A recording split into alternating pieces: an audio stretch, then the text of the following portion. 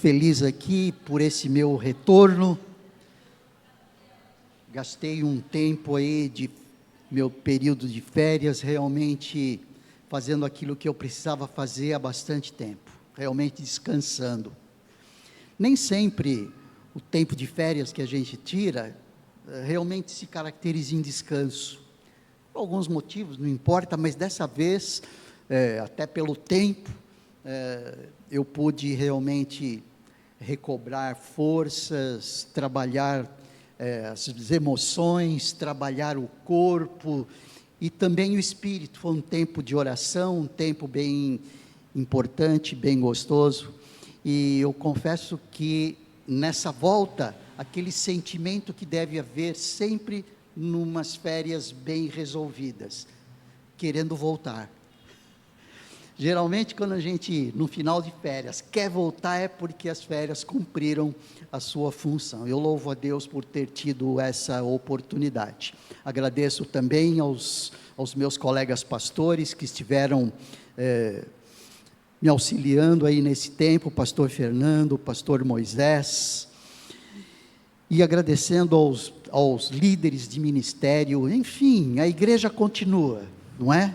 A igreja continua e vai continuar sempre, porque as portas do inferno não prevalecerão contra ela. Amém? Muito bom, eu gostaria de compartilhar com você um texto, que aliás, não só neste domingo, mas nos próximos domingos, as cartas de Pedro. Então, abra sua Bíblia em 1 Pedro, no capítulo 1, versículo de 1 a 7, em primeiro lugar.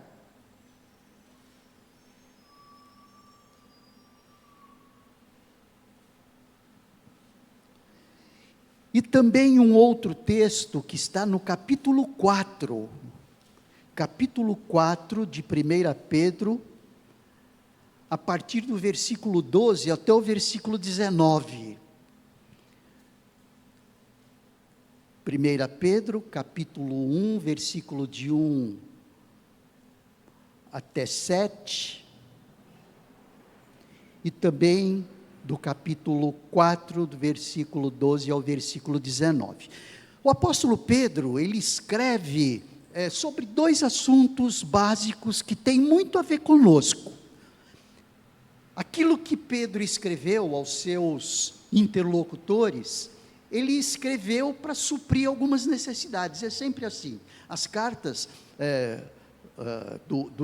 lá no Novo Testamento, tanto de Paulo, quanto de Pedro, quanto de João, quanto Tiago, quanto Judas, escreve para alguém, escreve para uma igreja, sabendo o que essa igreja estava precisando e o que essa igreja estava necessitando. Quais as demandas dessa igreja, as demandas desses irmãos. E ele fala de dois temas extremamente importantes. Um, esperança, e outro, santidade. Então são os dois temas. O tema que ele fala mais é santidade. Mas o tema que ele mexe, trabalha e mexe profundamente com as pessoas é em relação aos sofrimentos que as pessoas estão vivendo. Aliás, a palavra esperança, ela está bem sintonizada com o tema sofrimento, não é mesmo? Parece que a palavra esperança completa bem aquele tempo de sofrimento, de angústias e de aflições que nós vivemos. Então a palavra esperança é uma palavra chave aí para nós administrarmos os momentos de angústia, os momentos de sofrimento. Então, eu gostaria de conversar hoje com você sobre a esperança como sendo um forte motivo para o louvor a Deus. Apesar do sofrimento, mas a esperança que nós temos, e aí a gente vai ver esperança em quê, o que é esperança, porque muitos conceitos de esperança são bem distorcidos, e na realidade não se sabe exatamente esperança em que a pessoa tem, mas nós temos uma visão muito clara de esperança. Enfim, nós vamos dar uma refletida sobre isso. Vamos ler o texto? Então, primeiro, ali 1 Pedro no capítulo 1 até o versículo 7, quando ele diz assim: Pedro, apóstolo de Jesus Cristo, aos eleitos que são forasteiros, ou peregrinos, outras versões, da diáspora. Diáspora é dispersão, quando os judeus foram dispersos, por conta das perseguições, eles foram dispersos. Então Pedro escreve a esses forasteiros, a esses peregrinos da diáspora, no ponto, na Galácia, na Capadócia, na Ásia e na Bitínia, uma região da Ásia Menor, onde fica, entre outros pequenos países, onde fica a Turquia hoje. E ele diz que ele escrevendo a essas pessoas, e os classifica como eleitos. Então ele diz no versículo 2, eleitos segundo a presciência de Deus, Pai, em santificação do Espírito, para a obediência e a aspersão do sangue de Cristo Jesus. Que a graça e a paz lhe sejam multiplicadas. Bendito seja o Deus e Pai de nosso Senhor Jesus Cristo, que segundo a sua grande misericórdia, nos regenerou para uma viva esperança, mediante a ressurreição de Jesus Cristo dentre os mortos, para uma herança que não pode ser destruída, que não fica manchada, que não murcha e que está reservada nos céus para vocês, que são guardados pelo poder de Deus, mediante a fé para a salvação, preparada para ser revelada no último tempo. Nisso vocês exultam, embora no presente, por breve tempo, se necessário, sejam contristados por várias provações, para que, uma vez confirmado o valor da fé que vocês têm, muito mais preciosa do que o ouro perecível, mesmo apurado pelo fogo, resulte em louvor, glória e honra na revelação de Jesus Cristo. Deu para sentir onde Pedro quer tocar. Deu para sentir qual era o ponto nevrálgico daqueles que estavam dispersos, fugidos, em fuga das perseguições. E no capítulo 4, a partir do versículo 12, nós percebemos o quanto isso é marcante em termos de mensagem. E como o apóstolo Pedro vem tocando nesse assunto e aonde ele quer tocar. Quando ele diz: amados, não estranhem o fogo que surge no meio de vocês, destinado a pô-los à prova, como se alguma coisa extraordinária estivesse acontecendo. Pelo contrário, alegrem-se na medida em que são coparticipantes dos sofrimentos de Cristo, para que também na revelação de sua glória, vocês se alegrem exultando. Se são insultados por conta do nome de Cristo, vocês são bem-aventurados, porque o Espírito da glória, que é o Espírito de Deus, repousa sobre vocês. Que nenhum de vocês sofra como assassino, ou ladrão, ou malfeitor, ou como quem se mete na vida dos outros. Mas se sofrer como cristão, não se envergonhe, pelo contrário, glorifique a Deus por causa disso, porque chegou o tempo de começar o juízo pela casa de Deus. E se começa por nós, qual será o fim daqueles que não obedecem ao Evangelho de Deus? E se é com dificuldade que o justo é salvo, que será do ímpio e do pecador? Por isso, também os que sofrem segundo a vontade de Deus, entreguem a sua alma ao fiel Criador, na prática do bem. Dá para a gente perceber que o apóstolo Pedro, ele vai ao encontro de necessidades de apoio, de consolo, que esses dispersos estavam vivendo. Por volta de 60, 64, depois de Cristo, Nero estava em alta, um pouco mais do seu suicídio, um pouco mais cedo em relação ao seu suicídio. Nero estava abordando os cristãos para judiar deles. Nero queria ser colocado como Deus, e ele deveria ser cultuado, ele deveria ser adorado. E como isso não acontecia, o povo era torturado, o povo era preso, o povo era perseguido, aqueles já estavam dispersos do seu lugar, que eram perseguidos pelos judeus. Aí começaram a ser perseguidos pelo mundo romano. Esse foi o contexto em que exigiu deles muita fé e muita confiança em Deus. Por isso é que Pedro, ele começa a trabalhar a questão de que deveriam se ater à viva esperança, porque se existe alguma coisa que precisa estar viva neles, era uma esperança. Era esperança. Estavam vivendo momentos muito difíceis, muito diferentes desses que vivemos hoje. Nós vivemos as nossas aflições. Cada um vive a sua. E vive a sua com a sua qualificação, com a sua intensidade, uns mais, outros menos. Mas cada um vive momentos de angústia e de aflição, como nós já pudemos orar a respeito delas logo no início deste culto. Uma coisa nós sabemos: independente das aflições que vivemos, independente dos sofrimentos que vivemos, independente das inseguranças que vivemos, nós temos uma mensagem que acalenta o nosso coração, e essa mensagem é aquela que vem sendo mencionada o tempo todo aqui. Bendito seja o Deus e Pai de nosso Senhor Jesus Cristo, que segundo a sua misericórdia nos regenerou para uma viva esperança. Então o que nós percebemos aí, que são bênçãos, que são muito fortes, fomos escolhidos por Deus com um propósito. No versículo 2 já vem dizendo isso, não é?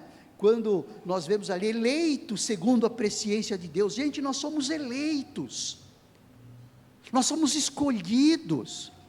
E aí o que Pedro diz: olha, eu sei que vocês estão vivendo as agruras de uma perseguição, eu sei que vocês estão vivendo no fio da navalha, naquele tempo, mas não se esqueçam de que vocês foram eleitos, vocês foram escolhidos. É como se Deus estivesse dizendo assim: enxergue isso. Eu sei que vocês vivem os momentos difíceis, mas percebam o quanto vocês são privilegiados por Deus. Vocês foram escolhidos, vocês foram eleitos com um propósito, vocês foram feitos um povo dedicado. O apóstolo Pedro vem dizendo isso no seu capítulo 2, a partir do versículo 9, vocês porém são geração eleita, sacerdócio real, nação santa, povo de propriedade exclusiva de Deus, a fim de proclamar as virtudes daquele que os chamou das trevas para a sua maravilhosa luz. Então o que a gente pode perceber é que Pedro não desconsidera os momentos difíceis que esses peregrinos, não é? Esses forasteiros, como a Nova Almeida atualizada chama de forasteiros. Por quê? Porque o que é um forasteiro? Um forasteiro é aquele que não tem moradia própria, é aquele que não constrói a sua residência numa ponte, é aquele que, olhando da perspectiva dos dias de hoje, não decora o quarto de hotel. Forasteiro. O que nós podemos perceber é que nós somos estrangeiros residentes. A palavra no original aqui para forasteiros e para peregrinos é no sentido de ser estrangeiros da terra, ou seja, nós não somos daqui, nós somos estrangeiros residentes. É como se nós fôssemos o embaixador de um país para um país que não é o nosso, estamos representando um outro país, e que o embaixador está no Brasil, o embaixador de qualquer outro país está no Brasil, mas esse não é o lugar dele, não é o país dele, não é a moradia fixa dele, ele tem o seu país. Então a ideia aqui de forasteiros, de peregrinos, é essa mesmo. Então o apóstolo Pedro, ele vem colocando, incutindo na mente e no coração desse povo que sofria as agruras da vida, quanto à sua situação, ok, mas ele vinha também mostrando os privilégios. Eles nasceram de novo, eles foram regenerados. Quando ele diz ali,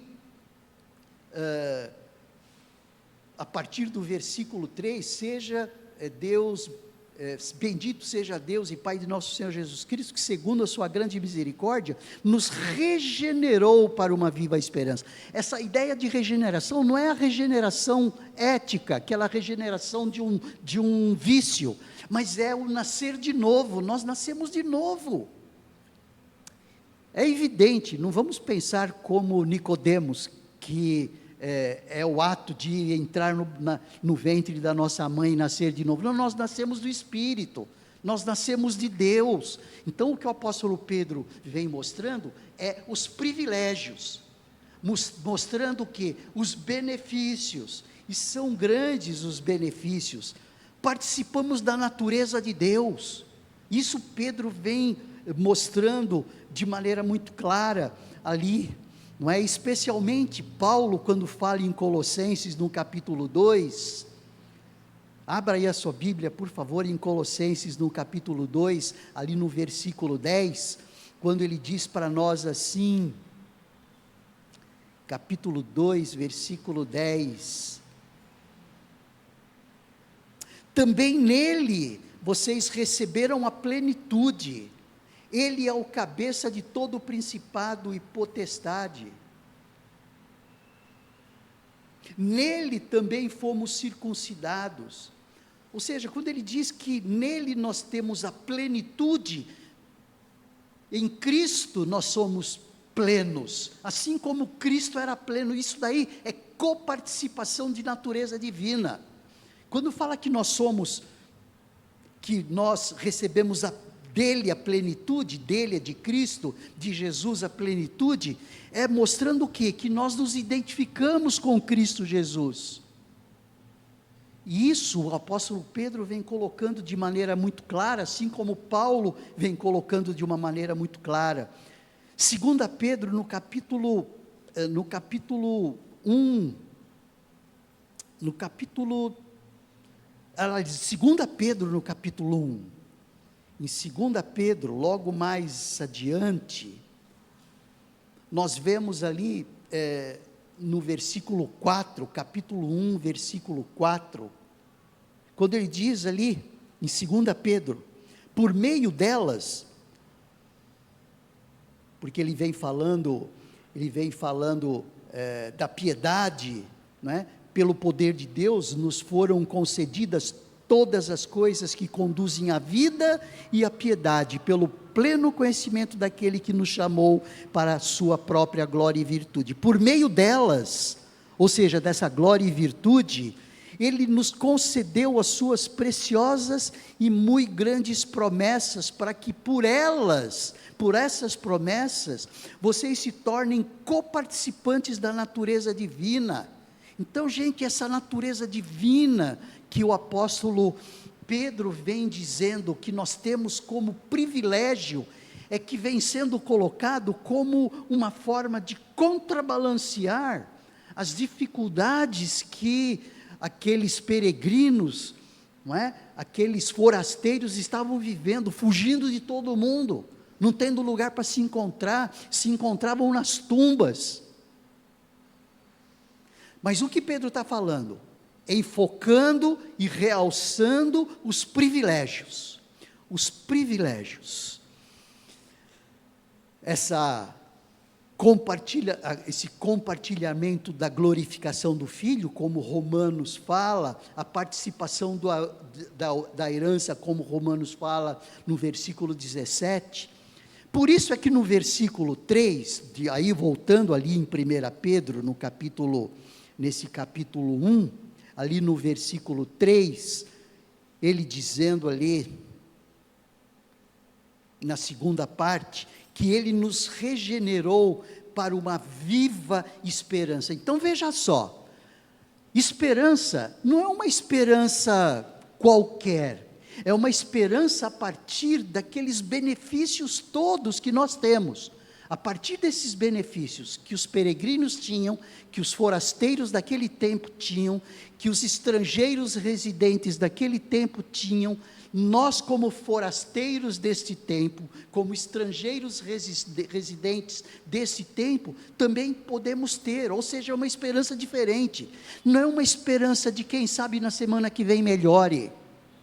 Não é esperança que meu time ganhe, não é esperança que eu seja bem atendido, não é esperança de que o médico fulano de tal venha resolver as minhas coisas. Não, essa esperança é uma expectativa futura a partir de uma realidade espiritual. Por isso é que a melhor definição que eu encontrei para esperança é expectativa futura. Esperança é isso, não é? Expectativa futura.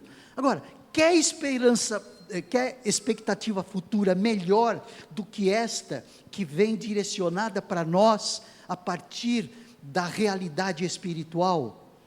Não tem esperança melhor, não tem expectativa futura mais apropriada do que esta, para nós estarmos administrando as situações da vida.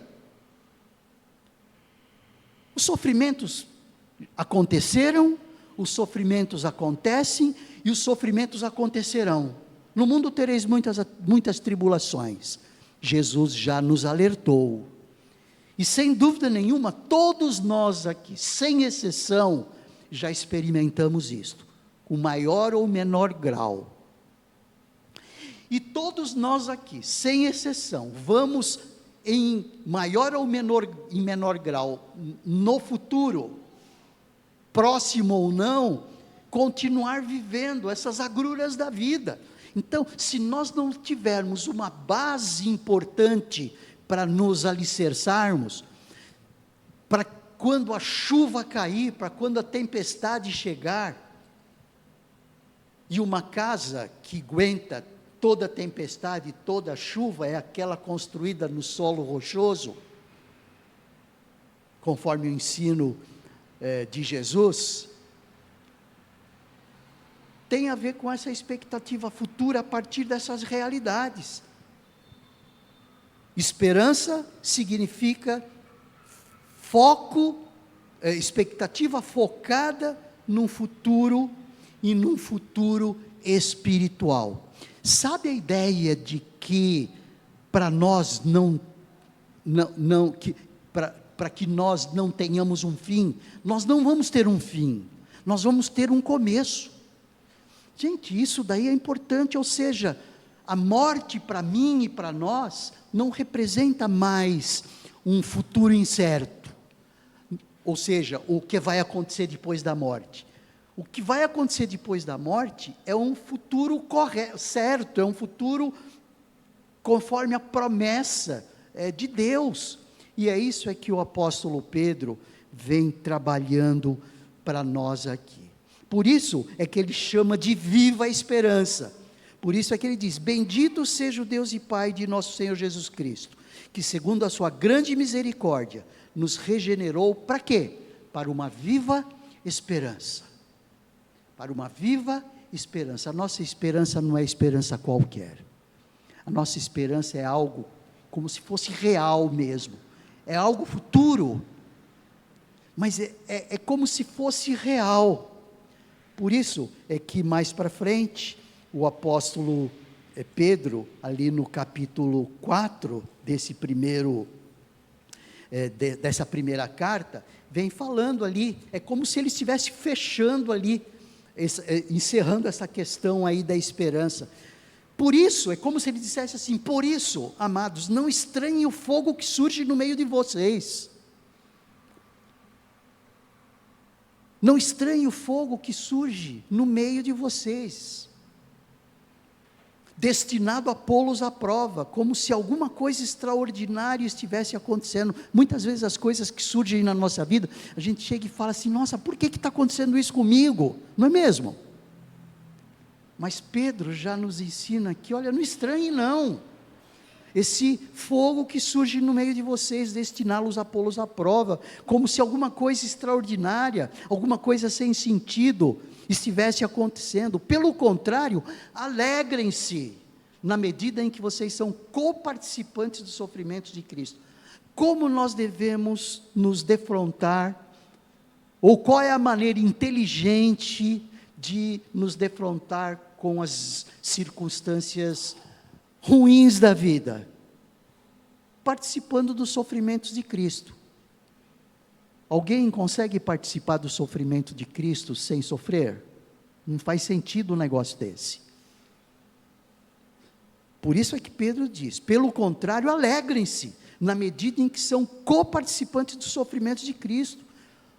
Algumas vezes eu tenho mencionado assim: gente, nós não podemos perder a oportunidade, nos momentos mais difíceis da nossa vida, as situações de maior agrura da nossa vida, não podemos perder essa oportunidade de dizer assim: Senhor, eu ofereço ao Senhor como sacrifício vivo isto. Eu ofereço esse momento difícil da minha vida ao Senhor. Eu ofereço essas angústias, essas aflições ao Senhor. Porque quando as coisas estão tudo bem, você vai oferecer o que a Deus? Além de ofertas de gratidão.